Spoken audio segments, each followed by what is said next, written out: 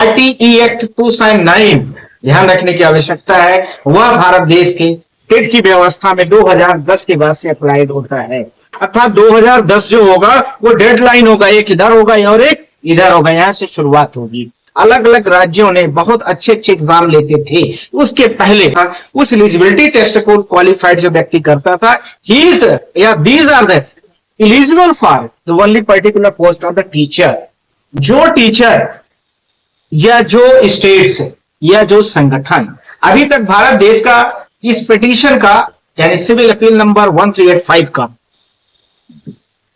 हिस्सा ही नहीं बन पाए, तो उनके ऊपर आप बिना ग्रेवियांस को सुने हुए, उनको मौका बिना दिए हुए कैसे आपने ऐसे ऑर्डर पास किया है। अलग बात है कि आर्टिकल 141 आर्टिकल 142 में आपको बहुत एक्सरसाइज करने का पावर है, पर यह भी नहीं है कि एक सिर्फ टीचर ही बस है।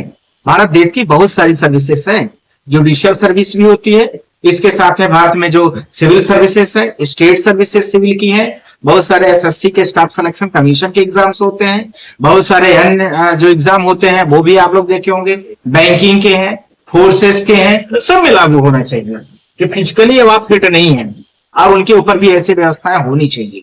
यदि ऐसा है तो मुझे लगता है कि बहुत सारे जो भारत सरकार की जो नियमावली है और बहुत सारे सुप्रीम कोर्ट के जो जजमेंट है कि कोई भी ऑर्डर पास करते समय उस चीज को ध्यान दिया जाए कि जो नोटिफिकेशन आया था उस समय का, वो नोटिफिकेशन क्या कहता है, उस नोटिफिकेशन में जो जो चीजें दी गई हैं उसी को फॉलो अप करना है। साथ ही साथ में बहुत सारे शिक्षकों का यह भी है कि जैसे अभी एग्जाम के लिए हमें टाइम दिया जाए, टाइम तो देने की आवश्यकता है ही है। यूपीएससी भी, सिविल भी, जनरल जो सिविल सर्विसेज है उसमें भी general category, ST, SC, OBC सब के लिए मल्टीपल टाइम्स का ऑप्शन का विकल्प है कि आप 3 बार, 4 बार, 5 बार आपके अटेम्प्ट है।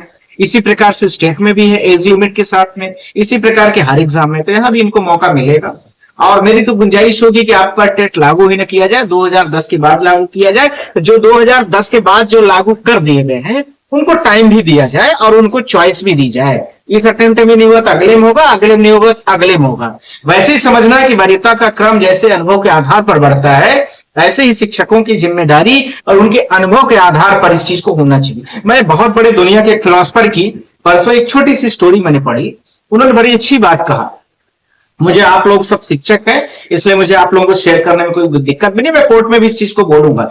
आज जहां दुनिया में चैट जीपीटी आ गया है, इसके साथ में आप लोगों ने देखे जिमिनी आ गया है, इसके साथ में बहुत सारे दुनिया के बड़े बड़े एआई आ गए, आर्टिफिशियल इंटेलिजेंस आ गए। वहां शिक्षकों की गुणवत्ता की बात तो मैं मान सकता हूं, पर बहुत सारे जो चीजें हैं वो आज आपको ये अच्छे अच्छे जवाब दे सकते हैं, ये प्रोसेसर और ये एआई जो आ चुके हैं, आर्टिफिशियल इंटेलिजेंस।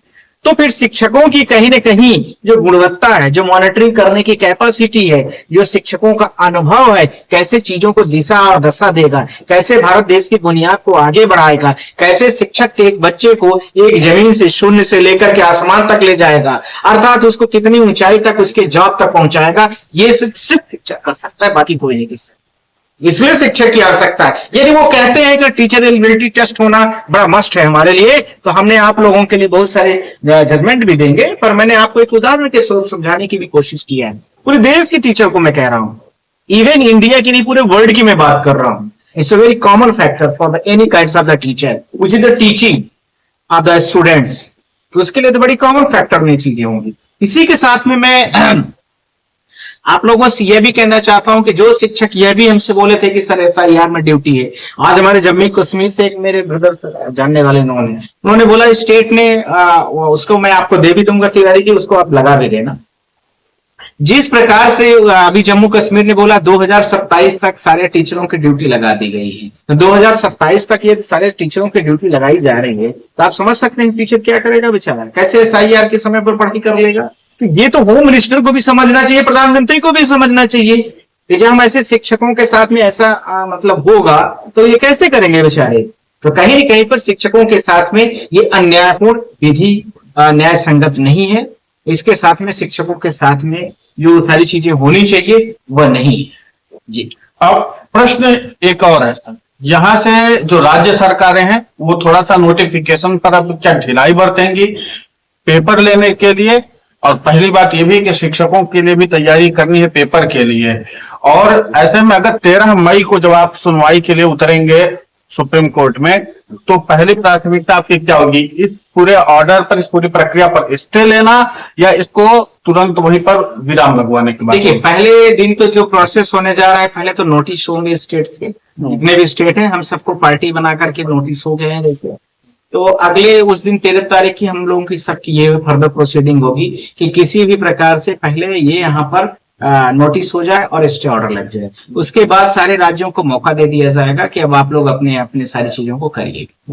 तीसरी बात, जो बहुत सारे टीचर, जैसे हमारे बहुत सारे टीचर्स कह रहे हैं कि सर हमें भी पार्टी बना दिया जाए, हमें भी पार्टी है, सब लोग पार्टी बने। और मल्टीपल टाइम जितने मैंने हमेशा बोला है कि अपने कानून के अधिकार की लड़ाई आपको खुद लड़नी पड़ेगी। हम तो एक सहारा और निमित्त मात्र है। हम तो आप लोगों के, क्योंकि मैं टीचिंग के लाइन पर था, बहुत सालों तक मैंने यूपीएससी में पढ़ा है, बहुत सारे इंस्टीट्यूशन में, बहुत सारे यूपीएससी में मैं बहुत सालों तक इंटरव्यू लिया है, तो मुझे टीचरों से बड़ा प्रेम है। इसलिए मैं शिक्षकों की लड़ाई व्यक्तिगत वाइड ऑफ जुडिक्शन जाकर के, वाइड ऑफ ऑर्डर जाकर के करता हूँ। और मुझे अच्छा लगता है कि मेरे भारत देश की टीचर कहीं से भी पीड़ित ना हो। यदि मैं हूँ तो मेरी भी एक जवाबदेही और जिम्मेदारी है कि इन शिक्षकों को न्याय मिले और शिक्षकों की न्याय प्रियता इनकी बढ़े, कि हमारे देश में हमारी आवाज को उठाने के लिए हम देश की बुनियाद तैयार करते हैं और वो अच्छा सारे देश के लोगों को अच्छे बच्चे दें, अच्छा संस्कार पैदा करें।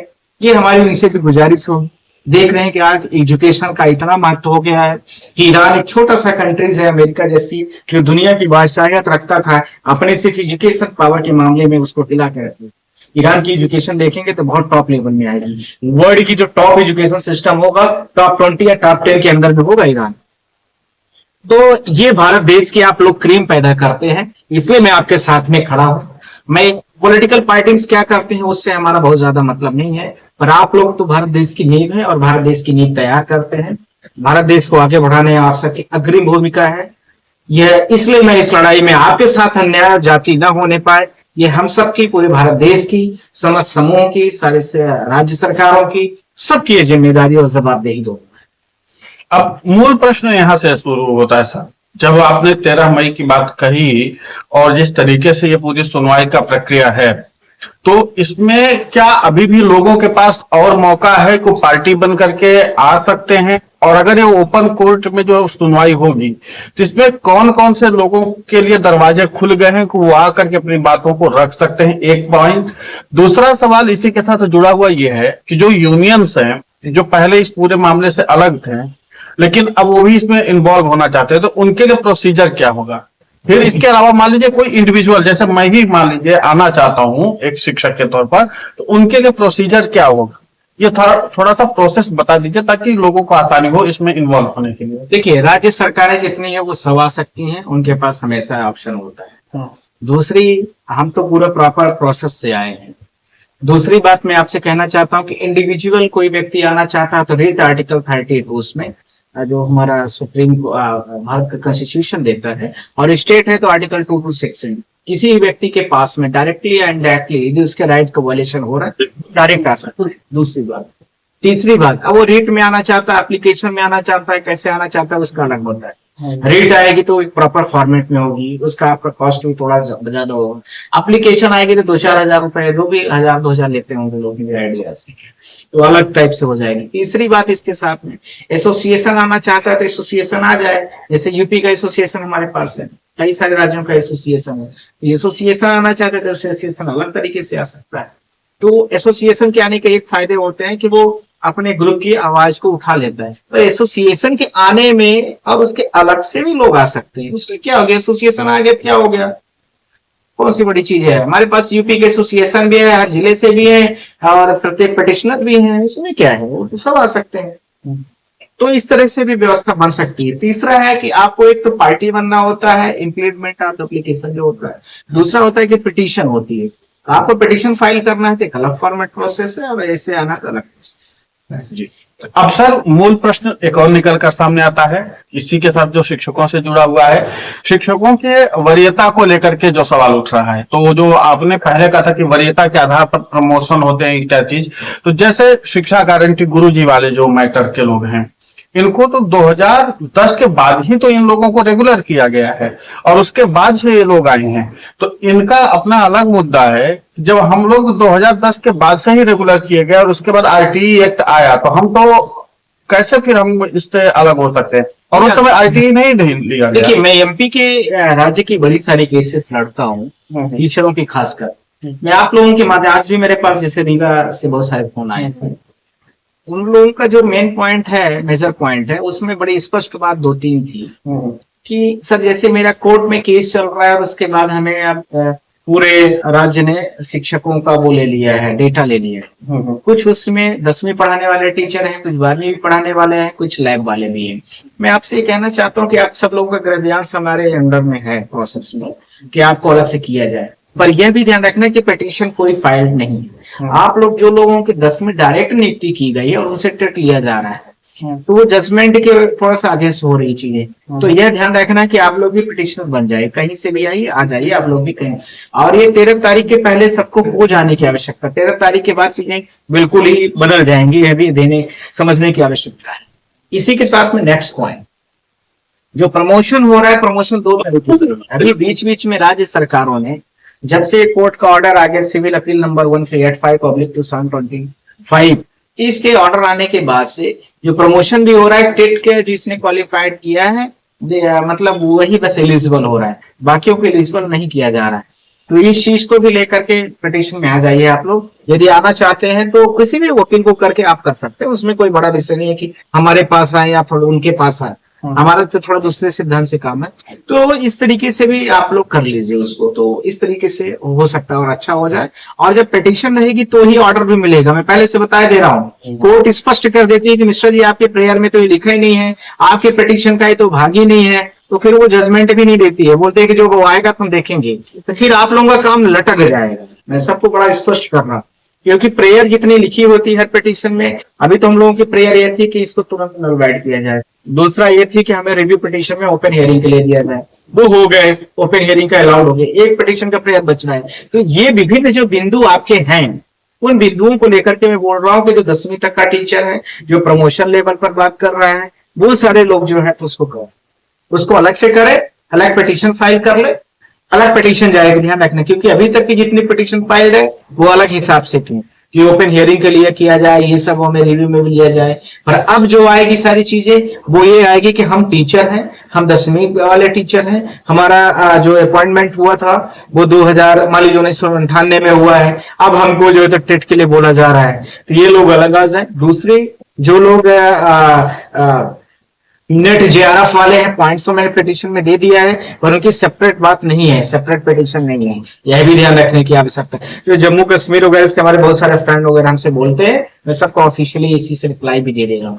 तीसरा, जो लोगों का और भी ग्रेवियांस है कि हम फिजिकली डिसेबल्ड हैं, हार्ट की पर सर्जरी है या कुछ बड़े बड़े इश्यूज हैं, हाँ मैंने देखा है, विकलांग है, किसी का हस्बैंड छोड़ दिया, बेचारी विधवा हो गई है, कोई किसी तरह से किसी की अलग अलग समस्याएं, एज जब 55 के राउंड में है, बच्चे नहीं है किसी के पास, या कुछ भी है, तो थोड़ा सा हमारा साथ करना रहे। आप लोग भी अपने बिंदुओं के साथ में अलग अलग तरीके से सब लोग फाइल करिए, हमारा ये इशूज है, हमारा ये इशूज, जितने मल्टीपल होंगे उतने ही सारी चीजों पर कोर्ट चारों तरफ से जब घिर जाती है तो कई बार सोचती है कि यार कुल मिला के हमारा जजमेंट ही कहीं सुधार करने की आवश्यकता है, आगे लोगों की समस्याएं अलग अलग हैं, तो किया जा सकता। सर, जजमेंट में सुधार करने की गुंजाइश तो है, लेकिन अब इस सुधार की गुंजाइश का प्रोसेस कैसे शुरू होगा वो शिक्षक जानना चाह रहे थे, क्योंकि प्रोसेस में यह है कि उनको आगे जो है परीक्षा देनी है और परीक्षा की टेंशन है। हालांकि कुछ राज्य सरकारों ने स्पष्ट करना शुरू कर दिया है, जैसे अंडमान निकोबार द्वीप समूह या मध्य प्रदेश सरकार की तरफ से